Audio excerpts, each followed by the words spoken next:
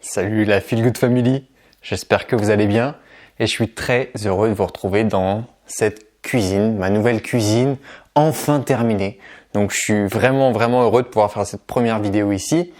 Et première vidéo qu'on va inaugurer avec une céréale que j'affectionne tout particulièrement. Il s'agit du riz. Vous êtes assez nombreux à me poser cette même question qui revient du coup plutôt régulièrement sur l'arsenic dans le riz. L'arsenic, c'est un gros problème aujourd'hui dans le riz. On va en parler dans cette vidéo. On va voir pourquoi c'est un problème et je vais surtout vous montrer comment faire pour éliminer au maximum l'arsenic en présence dans le riz.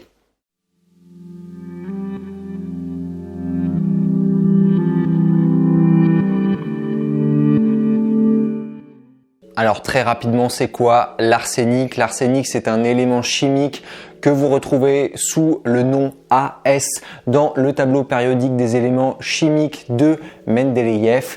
Bon, tout ça c'est de la chimie, mais en gros pour faire simple, c'est un élément de ce tableau-là et cet élément-là, il est impropre à la consommation parce que si vous le consommez, il va être toxique. Pour faire très rapide, il y a deux formes en gros d'arsenic qu'on retrouve naturellement dans l'environnement. Il y a de l'arsenic organique et de l'arsenic inorganique. Et ce qu'on retrouve essentiellement dans le riz, c'est l'arsenic inorganique. C'est évidemment le pire des deux.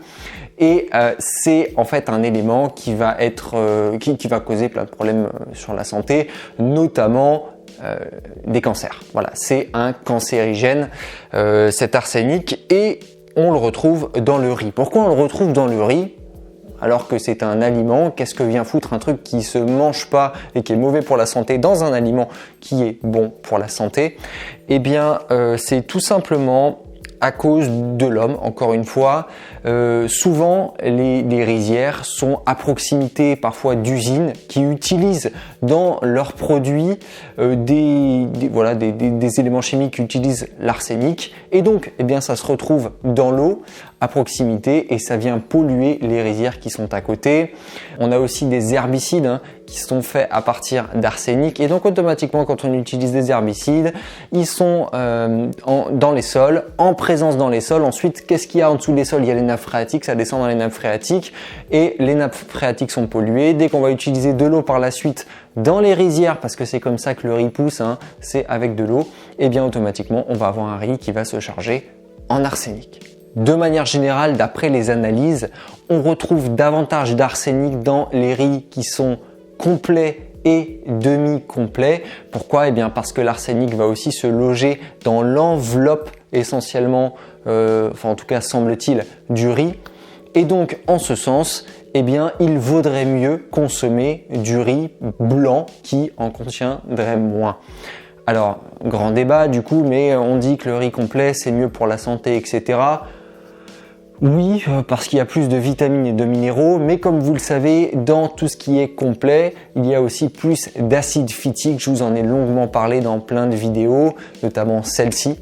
Je vous la mets juste là si vous souhaitez la voir. Et donc, voilà, il y a du bien, il y a du mal. Vous le savez, c'est l'équilibre en toute chose qui est important. Personnellement, je préfère le riz blanc. Donc, vous voyez, ici, j'ai deux types de riz qui sont deux riz blancs que j'achète.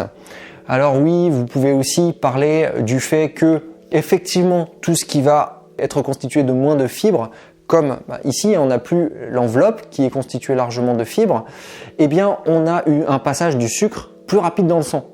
Et donc certains me diraient mais c'est pas bon, ça augmente l'index glycémique et du coup le sucre passe plus vite dans le sang et donc tu as moins un sucre lent. Oui, mais encore une fois c'est à voir de manière contextuelle. Prendre du recul. Et quand je consomme mon riz, eh bien je consomme des légumes avec. Voilà, je ne mange pas juste du riz. Donc c'est consommé dans le cadre d'un repas qui va être riche en fibres, puisqu'il y a des légumes à côté. Donc voilà, regardez toujours l'ensemble des choses avant juste de prendre un aliment, son index glycémique, sa charge glycémique, du coup c'est pas bon, du coup on n'en consomme pas. Voilà. Toujours prendre les choses dans leur contexte, c'est très important et surtout prendre du recul sur les choses.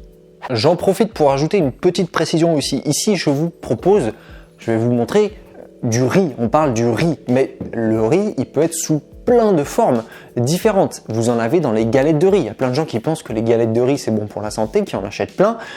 c'est du riz, donc il peut y avoir aussi présence d'arsenic dans les galettes de riz. Je pense aux boissons végétales de riz. C'est pareil, dans les boissons végétales de riz, vous retrouvez potentiellement de l'arsenic puisque c'est du riz, tout comme vous retrouvez plein d'acide phytique. Je reviens encore sur cette notion-là, mais regardez ici. Alors, aussi, l'acide phytique, il y en a qui me disent « Mais Guillaume, qu'est-ce que tu racontes, l'acide phytique, t'en fais un diable, etc. » Oui, il y a du bon et du mauvais, évidemment, dans l'acide phytique. L'acide phytique, c'est aussi bon pour la santé sur certains points.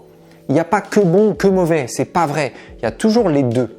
Mais ce qui est vraiment important de comprendre, c'est que si je vous dis attention à l'acide phytique, c'est parce qu'aujourd'hui dans notre alimentation, il y en a trop.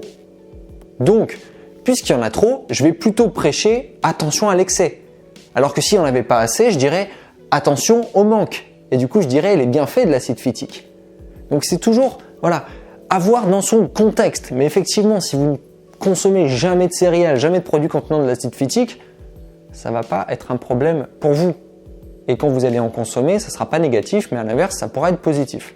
Voilà, ça c'était la petite parenthèse. Maintenant, on va regarder ensemble comment on fait pour retirer l'arsenic du riz. C'est parti. Pour retirer l'arsenic du riz, vous le savez, et ça de toute façon maintenant vous suivez la chaîne, vous faites tremper votre riz 8 à 12 heures. C'est une céréale, on la fait tremper, ça permet de retirer l'acide phytique en présence et certains autres antinutriments en présence. On ne retire jamais tout évidemment, mais une partie et donc on fait tremper. 8 à 12 heures, oui c'est long. Donc c'est pour ça que je vous conseille de le faire pendant la nuit. Vous mettez à tremper le soir pour le lendemain et le lendemain matin ou le lendemain midi, eh bien vous faites cuire votre riz et vous pouvez même faire cuire pour plusieurs jours. Ça vous fait de l'avance et ça c'est très pratique. Donc faire tremper son riz permet de retirer une grande partie de l'arsenic. L'arsenic va se libérer dans l'eau, tout comme l'acide phytique se libère dans l'eau. Et derrière, on va vider notre eau de trempage. Ça, c'est un riz que j'ai mis à tremper hier soir. Je ne vais pas le faire maintenant parce que je ne vais pas me mettre à cuisiner, mais voilà. Il me suffit simplement de vider cette eau de trempage dans une passoire, enfin à travers une passoire, comme ça vous gardez le riz, vous rincez bien le riz derrière et comme ça, tout ce qui va être libéré dans l'eau sera jeté. Arsenic, acide phytique. Mais vous pouvez aller plus loin si vous voulez, c'est-à-dire cuire votre riz dans un grand volume d'eau. Comme ça, pendant la cuisson, il y aura davantage encore d'arsenic qui va être libéré et ça va être envoyé en gros dans l'eau de cuisson. Et comme il y aura beaucoup d'eau de cuisson, eh bien le riz ne va pas réabsorber une partie de l'arsenic. Tout va être libéré dans l'eau et rester dans l'eau sans être réabsorbé. À la fin de la cuisson, vous jetez votre eau de cuisson. Sinon, il y a une autre technique et ça j'aime pas trop parce que du coup, ça fait deux eaux de cuisson et 2 fois de la cuisson. C'est en gros, vous mettez votre riz à cuire, au bout de 5 minutes, vous videz l'eau de cuisson avec le riz et vous remettez à chauffer classiquement pour faire en fait un deuxième temps de cuisson. Ça, moi, j'aime pas trop. Donc voilà, ce que je vous recommande personnellement, c'est un trempage du riz pour éliminer au maximum acide phytique et arsenic. Et à partir de là, vous faites votre riz dans un grand volume d'eau que vous allez verser derrière. Voilà la Feel Good Family, j'espère que cette vidéo vous aura plu. Si c'est le cas, dites-le moi dans les commentaires. Faites-moi part de vos retours, de vos questions. Je vous remercie pour votre soutien. N'hésitez pas à lâcher le gros pouce bleu, à vous abonner si vous n'êtes pas déjà abonné à cette chaîne. Moi d'ici là, je vous dis à la prochaine. Prenez soin de vous.